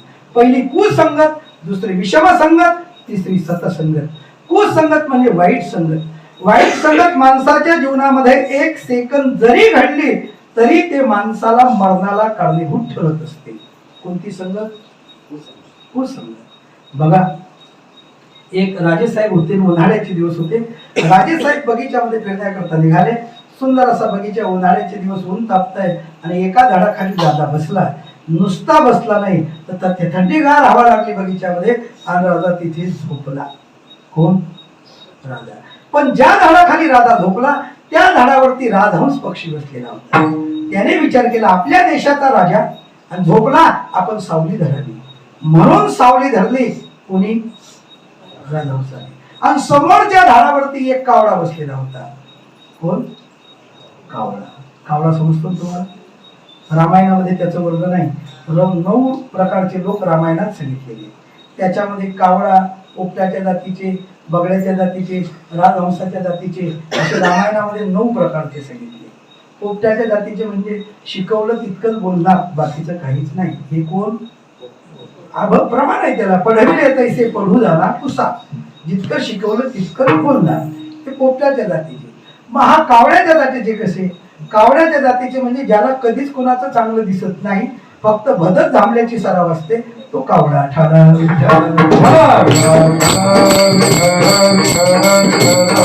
आणि असं पटत नसेल तर पटून देत. एका गावच्या माणसाने 1,00,000 रुपयाची जोडी आणली. त्या काळात 1,00,000 रुपयाची जोडी श्रीमंत लोक घेऊ शकतात ना. त्यांनी त्या काळामध्ये 25 वर्षाच्या अगोदर 1,00,000 रुपयाची जोडी आणली. छोटस गाव आणि 1,00,000ची जोडी सर्व गाव पाहण्याकरता. याला वाटलं इकडे तिकडे बांधण्यापेक्षा गावाच्या बाहेर लिंबाचं झाड होतं तिथे जोडी बांधली. अख्खं गाव पाहण्याकरता बाया, माणसं, लहान मुलं सगळे. 1,00,000ची जोडी, 1,00,000ची जोडी. पण त्या झाडावरती कावळा आणि कावळी होती. कोणत्या, ज्याच्या खाली जोडी बनली होती त्या झाडावरती कोण होतं, कावळा आणि कावळी. ते कावळी कावळ्याला म्हणे अख्खं गाव आलं जोडी पाहण्याकरता, लहान मोठे म्हातारे वगैरे सर्व. आणि आपण झाडावर आहे जोडी पाहत नाही. तुम्ही पाहत नाही, नाही मी केव्हाचीच पाहतोय, पण त्या जोडीला भदच कुठे दिसत नाही. असे भद थांबवणारे म्हणजे कावळे.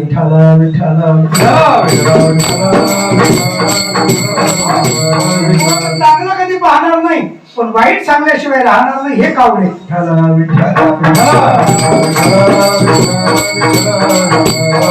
आणि असे समाजामध्ये कावळ्याच्या जातीचे भरपूर आहे. त्याने पाहिलं ते कोणी, कावळ्याने. इतका शहाणा झाला का, हा राजा खाली झोपला आणि याने पंख धरले. इतका शहाणा कावळा त्या झाडावरून उठला आणि राजहंसाच्या शेजारी येऊन बसला. कोण? पण एकच सेकंद. किती? एकच सेकंद. नुसता बसला नाही, बसता बरोबर आपला देहधर्म केला आणि तो देहधर्म राजाच्या अंगावर पडला आणि कावळा लगेच निघून गेला. राजाला जाग आली, काय पडलं अंगावर? पाहिलं तर बाप घाण आहे. वर पाहिलं तर कोण बसलेला दिसला? कावळा गेला निघून. राजाने मागचा पुढचा कोणता न विचार करता धनुष्य उचलला, बाण लावला आणि बाण सोडला. तो राजहंसाला लागला. त्याच्या शुभ्र अंगामध्ये बाण गेला, तोही खाली पडला. त्याच्या शुभ्र अंगातून रक्त वाहत होतं. पण कावळा विचारी होता, आपला राजहंस विचारी होता.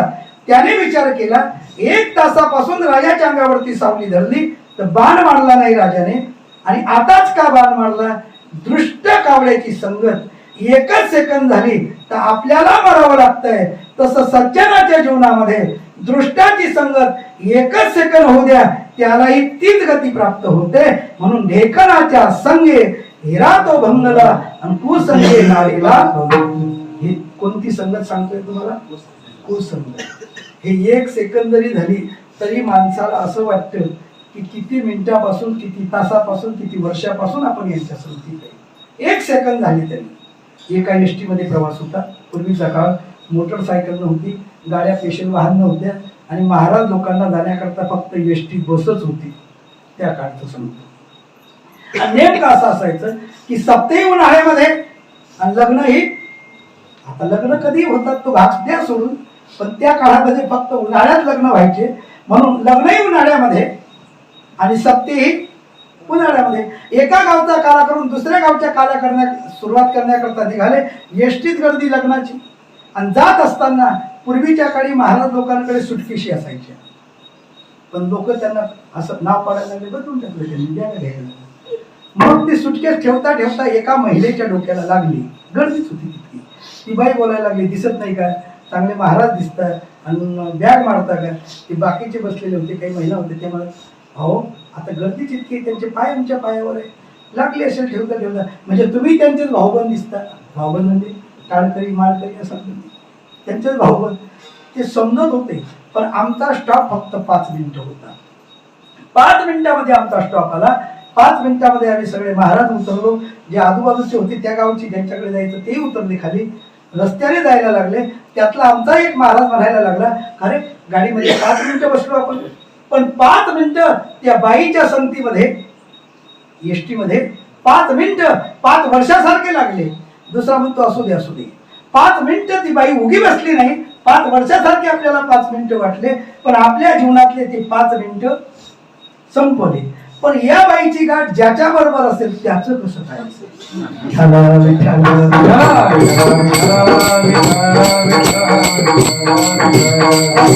हे कोणती संगत? कुसंगत. 5 मिनिटाची संगत 5 वर्षासारखे वाटते, ही कुसंगत आहे. असं कुसंगतीवरती भरपूर सांगता येईल. दुसरी आहे विषम संगत. विषम संगत म्हणजे एकाच घरात एकाच कुळात जन्माला येऊन एकाला देव आवडतो एकाला नावडतो, याला कुसंगत असं म्हणतात. प्रल्हादे जनक विभीषण बंधू, प्रल्हादे जनक विभीषण बंधू, प्रल्हादे जनक विभीषण बंधू, राजमाता हिंदू भक्त केली, राजमाता हिंदू भक्त केली. हे कुसंगतीचं प्रमाण आहे, विषम संगतीचं प्रमाण आहे. एकाला देव आवडणं एकाला नावडणं.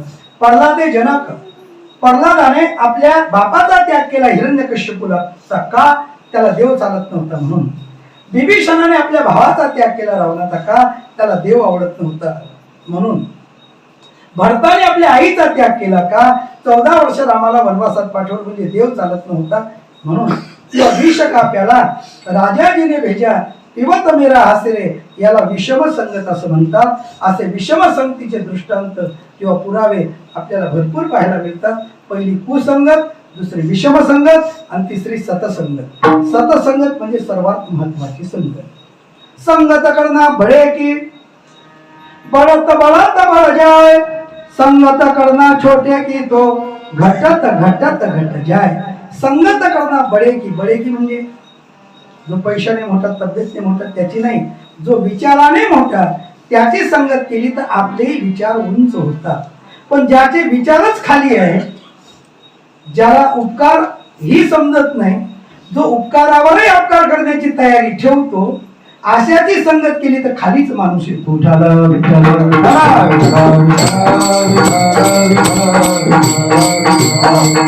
म्हणून तुलसी रामायणामध्ये सुद्धा वर्णन केलं. प्रथम संगत कर संतनी संगा, गुजराती मामा कथा प्रसंगा. प्रथम संगत कर संतनी संगा, गुजराती मामा कथा प्रसंगा. प्रथम संगत कर संतनी संगा, गुजराती मामा कथा प्रसंगा. राम सिया राम सिया राम जय राम, राम सिया राम सिया राम जय राम. पहिली संतांची संगत सांगितली. म्हणून वैष्णवा संगती सुख वाटे. अनेक प्रमाण आहे. देव वसेची ती त्याची घडावी संगती, न लगे मुक्ती धन संपदा संता संग देई, असे अनेक सांगता येईल. म्हणून संत संगती, वैष्णवा संगती सुख वाटे जीवा. सुख दोनच लोकांकडे आहे, एक संताकडे आहे आणि दुसरं भगवंताकडे आहे. म्हणून त्यांच्या संगतीमध्ये सुख वाटे जीवा. आणि कमी देवा काही नेणे, मला बाकीचं काहीच नको. काय काय नको, मला मोक्ष नको. म्हणजे हे मी सांगतो तुम्हाला. जरी या अभंगामध्ये त्याचं वर्णन नसलं तरी बाकीच्या अभंगामध्ये ते सांगितलेलं आहे. न लगे मुक्ती, मोक्ष नको, धन नको, न लगे मुक्ती धन संपदा, सत्ता नको, आणि संता संग देई सदा, किंवा मोक्ष पद तुच्छ केले या कारणे महाजन्म घेणे युगायुगी. म्हणून ते बाकीचं काहीच नको आणि कमी देवा काही नेणे. मग यांच्या संगतीत काय करणार, काय करणार ते अभंगाचं दुसरं चरण.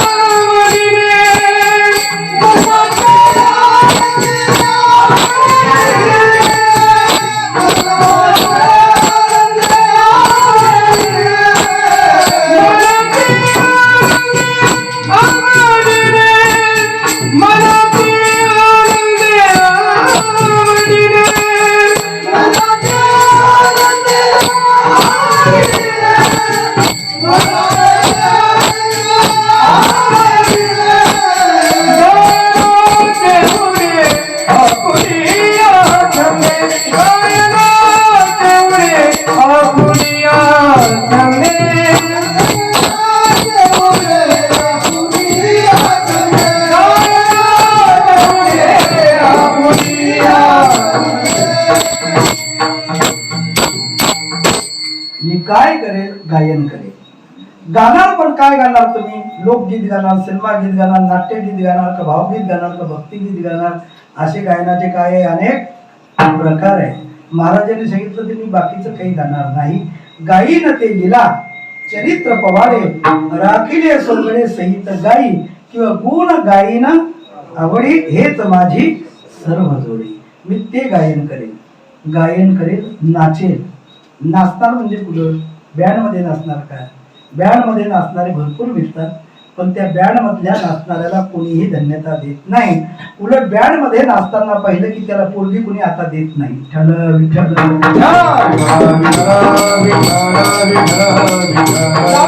मध्ये नाचत होता तो, काय नादी लागले त्याचे, असं व्हायला लागलं बरं. म्हणून तरुणांना ज्यांना ज्यांना लग्न करायचे असेल त्याने बँड मध्ये नाचायचं. नाचताना दिसला की मुलगी कोणी देत नाही. म्हणून नाचणार तुम्ही, मग कुठे नाचणार? आम्ही नाचू, पण कुठे नाचू? नाचू कीर्तनाचे रंगी, ज्ञान दीप लावू देवी. नाचोंगी नाचोंगी नाचोंगी नाचोंगी नाचोंगी, नाचूंगी नाचूंगी नाचूंगी नाचूंगी नाचूंगी हरि गुण गावत नाचूंगी मैं तो हरि गुण गावत नाचूंगी मैं तो हरि गुण गावत नाचूंगी नाचूंगी नाचूंगी नाचूंगी नाचूंगी नाचूंगी नाचूंगी नाचूंगी नाचूंगी हरि गुण गावत नाचूंगी हरि गुण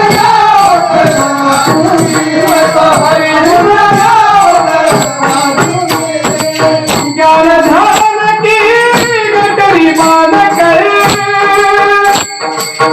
ज्ञान ध्यान की गठरी मान कर हरि हरि संग नाचूंगी नाचूंगी नाचूंगी नाचूंगी नाचूंगी नाचूंगी नाचूंगी नाचूंगी नाचूंगी नाचूंगी नाचूंगी नाचूंगी हरि गुण गावत नाचूंगी मैं तो प्रभु गुण गावत नाचूंगी मैं तो हरि गुण गावत नाचूंगी हो तिथे नाचणार नाचून कीर्तनाचे रंगी धन्य जगी तोची एक हरी रंगी नाचे राम कृष्ण वासुदेव सदा स्मरे वाचे मी तिथे नाचेन म्हणजे गायन करेन नाचेन उड्या मारेन कुठं मारणार उड्या आता इथे जर तुम्ही उड्या मारल्या तर चालतील पुढे इथे पण कीर्तन संपन्न घरी गेले आणि दरवाजा उघडायला लागले तिथे जर उड्या मारायला लागले लोक म्हणतील कीर्तनात गेले हरपून घरी आले कीर्तनात गेल्यानंतर हरपून येत नाही उलट ते ज्ञान घेऊन येत असतात इथे तुम्हाला म्हटलं पुंडलिकावरचा हरिविठ्ठल म्हणा टाळी वाजवा तुम्ही वाजवलं तर तुमच्या एवढं भाग्य कोणतंच नाही पण इथे ऐकलं नाही आणि घरी गेले दरवाजा उघडायला लागले तिथे म्हणायला लागले पुंडलिका म्हणण्याची ही एकच जागा आहे टाळी वाजवण्याची एकच जागा आहे अहो संत संगतीमध्ये माणसं उड्या मारतील नाचतील गातील याला नवल नाही पशु सुद्धा संत संगतीमध्ये उड्या मारतात नाचतात गातात आणि हे जर तुम्हाला पाहायचं असेल तर कोणत्याही दिंडीत जा आळंदी ते पंढरपूर आमच्या ज्ञानोबाची दिंडी असते अहो माणसं नाचतील याच्यात नवल नाही घोड्यांचं रिंगण असतं गोल रिंगण असतं उभं रिंगण असतं त्या घोड्यांना कोणी घोडा म्हणत नाही माऊली माऊली माऊली कशामुळे कशाचा परिणाम संगतीचा परिणाम त्याला जसं संतांच्या दर्शनाकरता लावतात तसं घोड्याचं दर्शन घेण्याकरता काय करतात माऊलीचा घोडा आहे माऊली आहे मला माहिती हो माऊलीचं दर्शन घेतात तशीच त्या घोड्यांचे दर्शन अहो ते उड्या मारतात पावली खेळतात कोण कशामध्ये संत संगती म्हणून गायनाचे उडे आपुलिया छंदे मनाचे आनंदे आवडीने आणि एवढं करत असताना तुमच्या मनामध्ये लाज भय शंका येणार नाही का ही गोष्ट अभंग लाज भय शंका तुला विलमान लाज भय शंका तुला विलमान लाज भय शंका तुला विलमान लाज भय शंका तुला विलमान लाज भय शंका तुला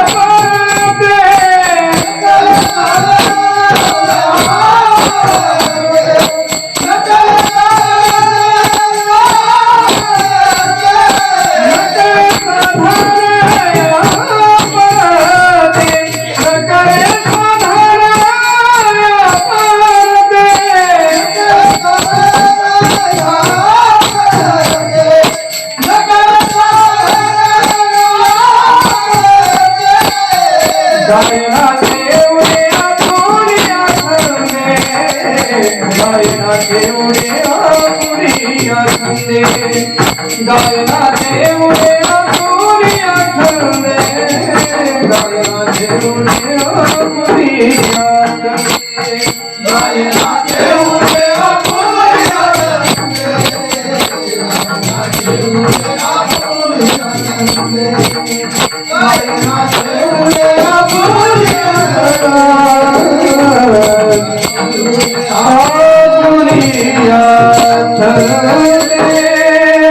सर्व करताना माझ्या मनामध्ये लाज येणार नाही, भय येणार नाही, शंका येणार नाही. परमार्थामध्ये सर्वात आड येणारी वस्तू जर काय असेल तर ते लाज आहे. काय आहे? लाज. संतांनी सांगितलं अजिबात लाजायचं नाही. संत लोटांगणी जाता लाज नको मनी. संतांचं दर्शन घेताना मनामध्ये लाज नको. परमार्थामध्ये आपण म्हणतो माळा घाला, महाराज घातली असती माळ, मग लाज वाटते कशाची? माळ घालण्याची. मग माळ घातल्यावर काय होईल? लोक बुवा म्हणतील, मग का बाई आहे पण बुवाच आहे.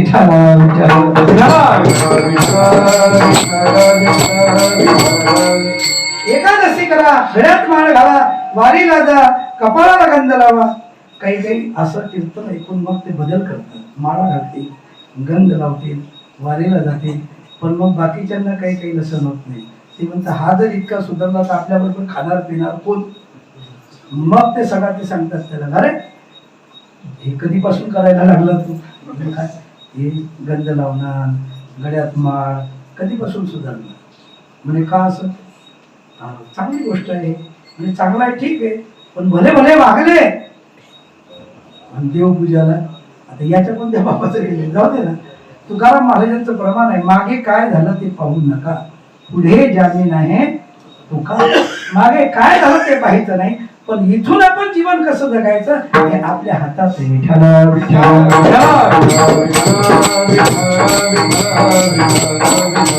लाज नको परमार्थामध्ये. संत लोटांगणी जाता लाज नको म्हणे. लाज भय परमार्थात जो आला त्याला भीतीच राहत नाही. जगामध्ये भीती नाही असा माणूस नाही. कोणाला कशाची भीती असेल, कोणाला कशाची भीती असेल, कोणाला डायबिटीजची भीती, कोणाला ब्लड प्रेशरची भीती, कोणाला कशाची भीती, कोणाला भीत नाही असा जगात माणूस नाही. एक म्हणे आपण कशालाच घाबरत नाही, भीतच नाही कशाला. दुसऱ्याने विचारलं का भीत नाही? म्हणे आपलं नाव वाघ आहे. काय नाव आहे? आपण कोणालाच घाबरत नाही. म्हणजे वाघ घाबरतो का कोणाला? कोणालाच घाबरत नाही. दुसरा म्हणे बरोबर आहे, तुझा आडनाव वाघ आहे, कोणालाच घाबरत नाही, पण तुझ्या पत्नीचा भाऊ आला की मग का घाबरतो? म्हणजे त्याचं कारण आहे. म्हणे काय? म्हणे त्यांचं आडनाव वाघ मारे आहे म्हणून घाबरतो. वाघाला भीती कोणाची? म्हणजे भीती नाही असा माणूस नाही. प्रत्येकाला भीती आहे. प्रत्येकाला काय आहे? भीती आहे. आणि कोणाला कोणतीच भीती नसेल तर मरणाची भीती प्रत्येकाला आहे. पण संत सांगतात ज्याला मरणाची भीती आहे तो संत संगतीमध्ये आला तर त्याला काळही काही करू शकत नाही. जगा काळ खाय आम्ही माथा दिला पाय. तुका म्हणे काळा हाना तोंडावरी, म्हणे काळा हाना तोंडावरी, म्हणे काळा हाना तोंडावरी.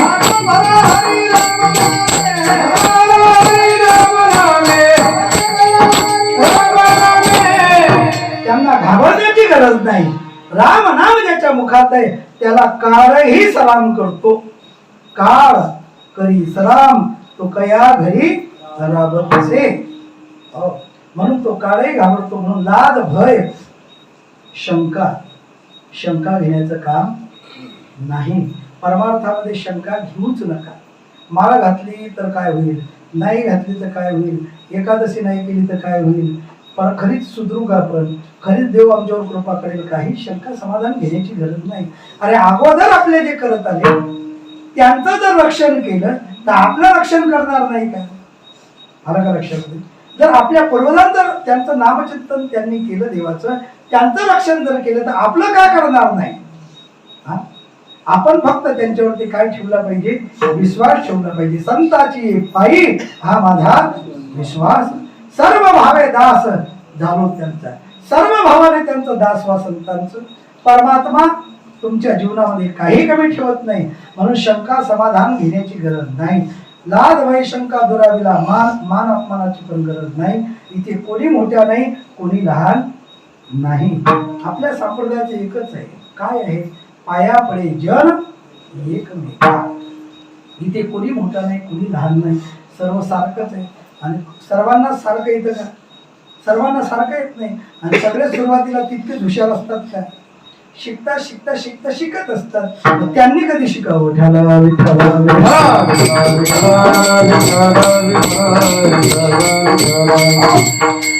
म्हणून परमार्थामध्ये कोणी लहान नाही, कोणी मोठा नाही.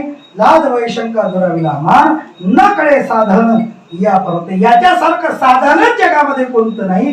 देवासारखं परमार्थासारखं साधन जगाच्या पाठीवरती दुसरं कोणीच नाही. तुम्हाला जर जीवनात समाधान पाहिजे असेल तर गळ्यात तुळशीची माळ घाला, कपाळाला गंध लावा आणि संध्याकाळी 15 मिनिटाचा हरिपाठ घ्या. महिन्याची वारी करा, 11 महिने घरचं काम करा, 1 महिना पायी वारीला जा, 29 दिवस घरचं काम करा, 1 महिना आईसाहेबाच्या वारीला जा. जीवनात समाधान प्राप्त झाल्याशिवाय दिवसभर काम करा, 15 मिनिटाचा हरिपाठ घ्या. ठाला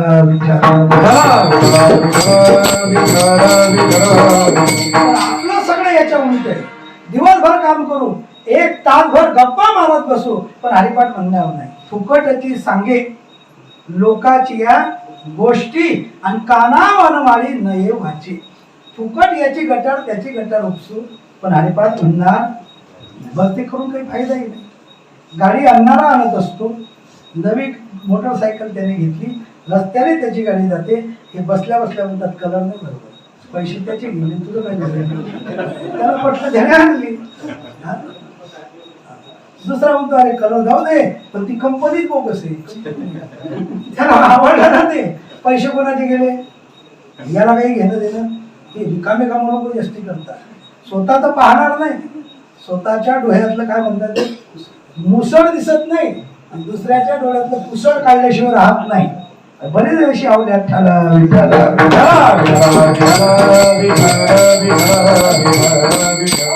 म्हणून असे जे आहेत यांच्या नादी लागायचं नाही. परमार्थ जर करायचं असेल जीवनामध्ये याच्यासारखं दुसरं कोणतं साधनच नाही. असं जर साधन आपण केलं तर भगवान परमात्मा हा आपला सांभाळ करतो. संत सांगतात की तुम्ही सांभाळा. त्यांच्या सायासाने त्यांच्या प्रयत्नाने भगवंताने आमचा सांभाळ करावा ही विनंती अभंगाच्या शेवटच्या तुका म्हणे आता पूजा कयासे, तुका म्हणे आता पूजा कयासे, आता पूजा कयासे, तुका म्हणे आता पूजा कयासे. आम जगदीचे सवारावे, आम जगदीचे संभाळावे. गायनाचे उडे आपुली आनंदे, गायनाचे उडे आपुली आनंदे. आम जगदीचे संभाळावे, आम जगदीचे संभाळावे. गायनाचे उडे आपुली आनंदे, गायनाचे उडे आपुली आनंदे. मनाची आनंदे आवडीने, मनाची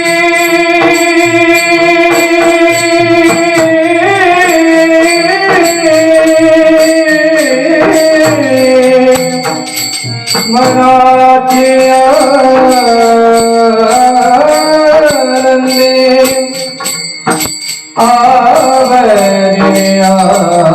आवडीने, आवडीने,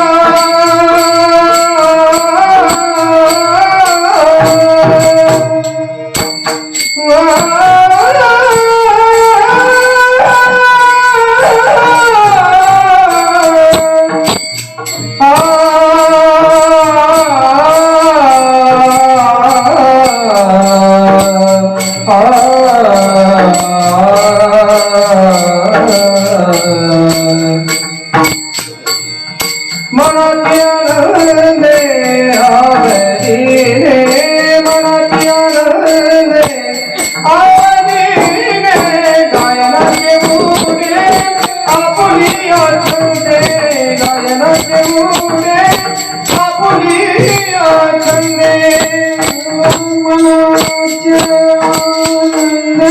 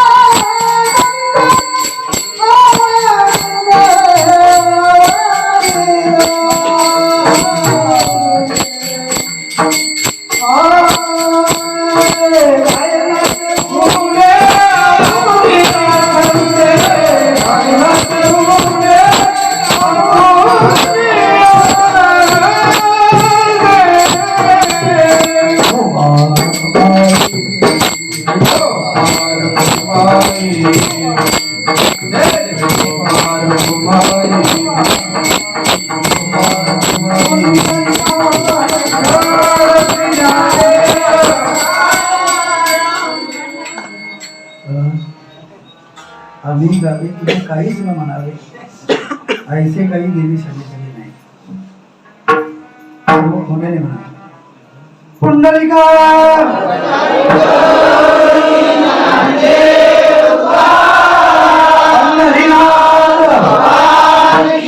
शक्ती मुक्ता गुरु तुकाराम महाराज की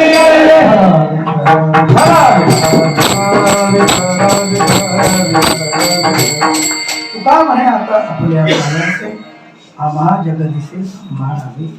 सायाचे म्हणजे प्रयत्नाने भगवंताने आमचा सांभाळ करावा. देवाने जर सांभाळलं जीवनामध्ये बाकीची काही गोष्ट कमी राहत नाही. दोन लोकांनी सांभाळलं पाहिजे, एक संत आणि दुसरे भगवंत. संत ज्यांना हाती धरतात, संत कृपावंत धरती दया हाती आणि पाळी पंढरीनाथ लढा त्यांचा. पंढरीनाथाला सुद्धा त्यांचा लढा पडावा लागतो. संत ज्याला हाती धरतात त्याला. संत हे महान आहे. किती महान आहे तुम्हाला सांगितलं मी, खूप महान आहे. अपकारावरही उपकार करणारे कोण असतील तर संत आहे. जगामध्ये काही वर्ग आहे. तुम्ही उपकार करा, ती उपकाराची फेड उपकारानेच फेडते. काहीवर उपकार करा, त्याची फेड ते अपकाराने फेडतात. काहीवर अपकार करा, तेही आपल्यावरती काय करतील, अपकारच करतील. पण संत वर्ग असा आहे, तुम्ही अपकार केला तरी ते उपकारच करतील.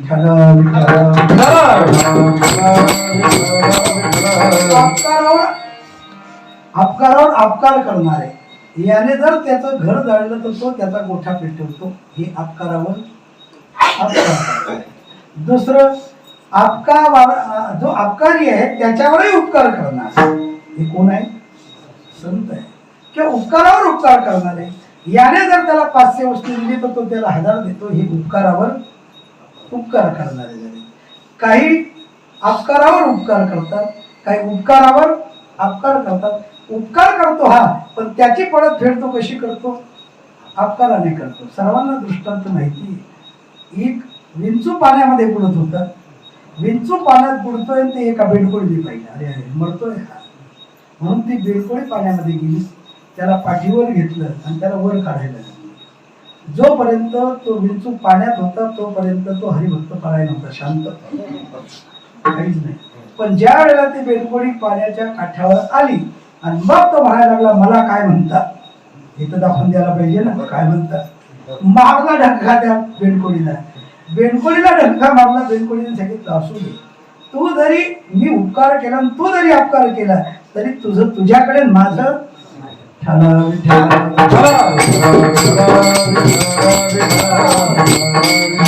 बाकीचे जे गंमत पाहणारे होते लोक ते म्हणायला लागले, हे बेणकोळी, तुम्ही म्हणाल बेणकोळी कुठे बोलते का, दृष्टांतातली बोलते.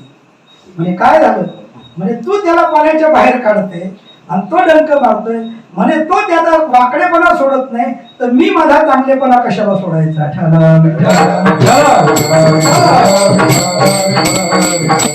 हे अपकारावर उपकार करणारे, आणि तो संताचा वर्ग आहे.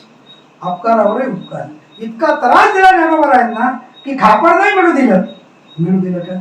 भिक्षा मागितली तर जोडी फाडून टाकायचे, पीठ खाली सांडलं जायचं, लातीने पीठ मातीमध्ये मिसळून दिलं जायचं.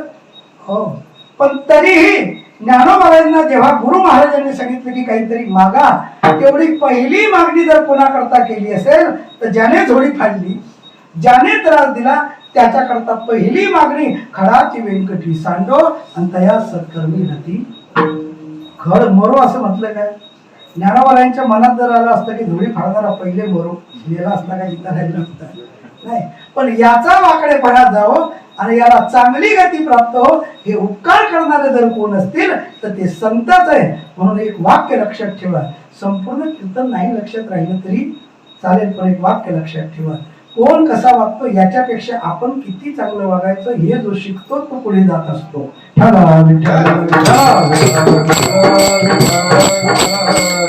आमच्या महाराजांची नेहमी शिकवण आहे किंवा आम्ही पाहतो, आमच्या बरोबर शालेंदर महाराज आहे, रामराव महाराज आहे, सुधाकर महाराज आहे, त्यांचं वाक्य आहे, कोण कसा वागतो याच्यापेक्षा आपण किती चांगलं वागायचं त्याच्याशी हे जो ठरवतो तो जीवनामध्ये कधीही नपास होत नाही. आम्ही महाराजांना नेहमी सांगतो, महाराज तो तुमची त्या गावामध्ये निंदा करतो, तो म्हणे करू द्या, आपण नाही करायची. त्याला काही सांगू द्या आपल्याबद्दल, त्या गावात सांगू द्या, कोण्या माणसाला सांगू द्या, कुठेही सांगू द्या, पण आपण नाही सांगायचं. म्हणे का नाही सांगायचं, आपण जर सांगितलं लोक म्हणतील त्यांच्यात आणि यांच्यात काय फरक आहे, त्यांच्यात आणि यांच्यात काय फरक आहे. आपण महाराज आहे, त्याला करू द्या काही, तो त्याचं काम करतोय, आपण ते नाही करायचं. उलट म्हणायचं की तो करतोय का निंदा, करू द्या, त्याच्यासारखा चांगला आमच्या जो दुसरा कोणीच नाही.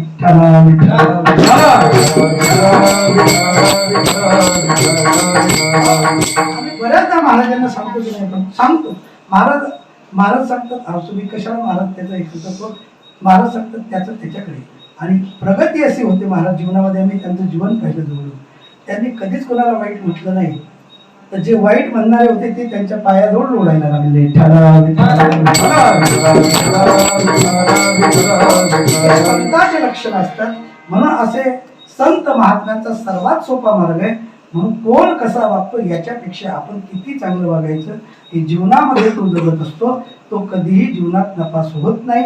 ही आमच्या संतांची सर्वात महत्वाची काय आहे, शिकवण आहे. जे का रंजले गांजले त्यासी म्हणे जो पुढे तोची साधू आणि देव.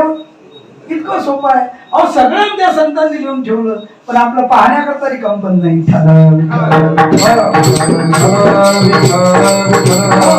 असे जे संत आहे हे ज्यांना हाती धरतात त्यांचा देवाला सुद्धा लढा पुरावा लागतो. म्हणून आपुल्या सायासे आम्हा जगदिसे सांभाळावे, गायनाची उडे आपुल्या छंदे, मनाचे आनंदे आवडणे.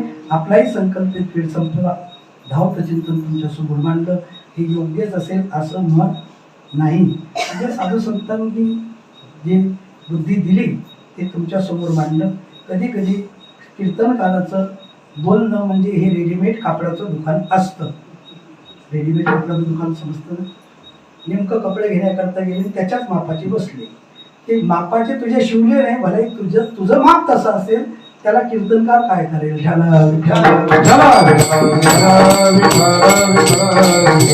कीर्तनकार हे रेडीमेड कापडाचं दुकान असतं, कोणाला दुखवण्याची किंवा याची इच्छा नसते. पण संत हे नेहमी मार्गदर्शन करत असतात. संत हे आई आहे, तुम्ही संत माय, आणि आईचं काम असतं की मुलाला शिकवणे, हे आईचं काय आहे, काम आहे. समाजाला दिशा देण्याचं काम या जगामध्ये कोण करत असतील तर ते संत.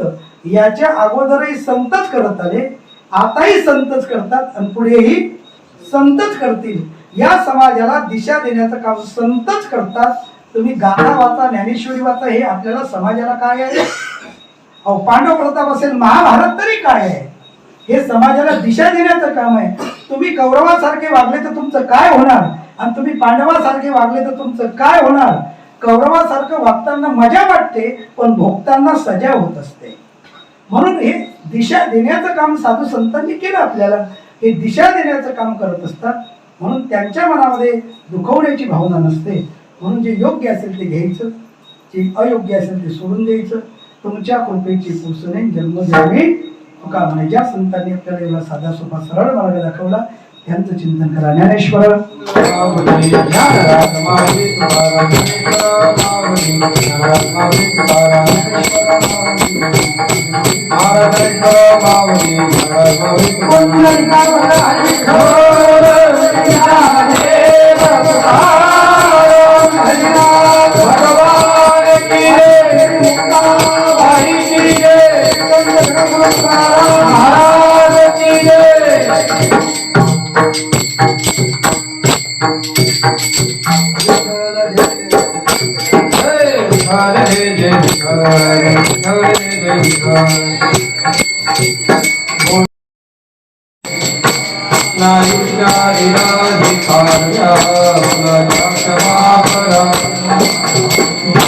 तुका